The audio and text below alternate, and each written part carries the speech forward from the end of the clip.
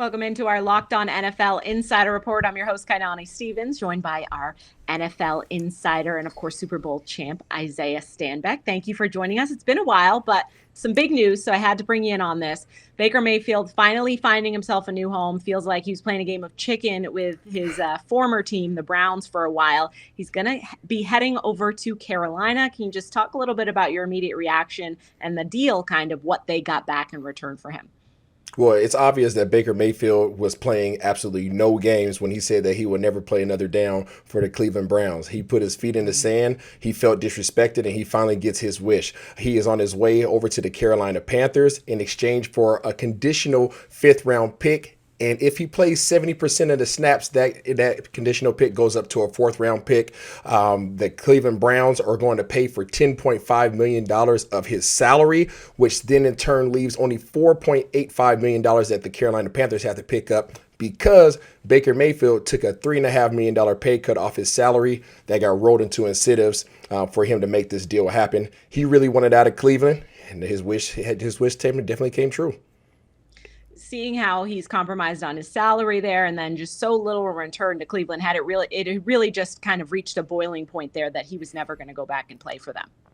Yeah, I think that he felt very disrespected. I think that he's given a lot to that city, to that organization. Obviously, it hasn't went the way that he would have written it up in the storybook. However, he's a competitor. He's given it his all. There's areas of his game that he needs to continue to work on. There's leadership questions that he needs to continue to address, obviously with Odell Beckham and some of the other things that went on within the locker room. And now you found yourself in a dispute between himself and the organization where he felt like they went after Deshaun Watson, threw it in his face, and pretty much told him, we don't need you. Oh, by the way, I'm sorry. Yeah, we're going to keep you around just in case this Deshaun Watson thing doesn't go the way that we hope it does. And he pretty much said, no, you disrespected me. I gave you my all. I'm moving on.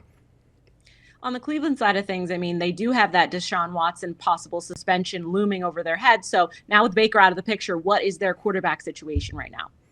Yeah, they're in a very bad situation right now because even though there doesn't seem to be any legal ramifications for Deshaun Watson, I know 20 of those 24 civil suits have been settled. It appears as if there is going to be some kind of suspension handed down by Roger Goodell. Most likely, we've seen people be suspended for a lot less than what he's being accused of. So we can expect there to be some kind of suspension handed down. And the murmurs going around the league right now is that he's going to be suspended for at least 1 year. So what does that mean? There's no Baker Mayfield as your backup plan. Deshaun Watson most likely suspended. Now you're sitting back with a young Jacoby Brissett that's most likely going to have to step in and lead this organization.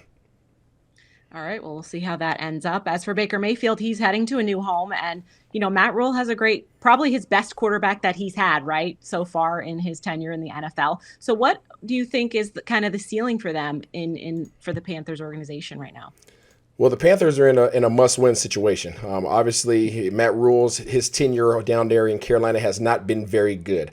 He's had back-to-back losing seasons. Matter of fact, he's only won 5 games, 5-11 and 5-12, and those are not numbers that you want to see as the owner of an organization. So he has to do some winning, and he has to do it absolutely right now. Obviously, them pulling the trigger right now gives them a chance because they have struggled at the quarterback position. Sam Darnold over the last few years has not gotten it done. I believe he had 5 touchdowns to 11 interceptions in 2020 when he was with the Jets. He comes over to Carolina and he goes 5 touchdowns, 13 interceptions. So there doesn't seem to be a good trend at that quarterback position, which is why they pulled the trigger on Baker Mayfield.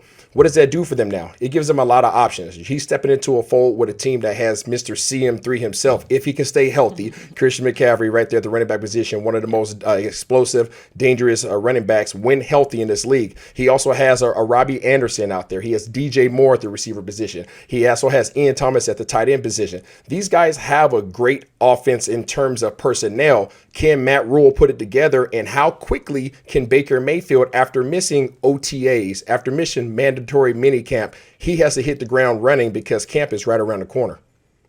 We talked about a little bit about that pressure on Matt Rule, but there's pressure on Baker as well because, there's those consistency issues. He wasn't able to, do as much as maybe Browns fans has hoped. Is this really a situation for him to kind of come and show up and show what he's really made of and possibly get a longer term deal there?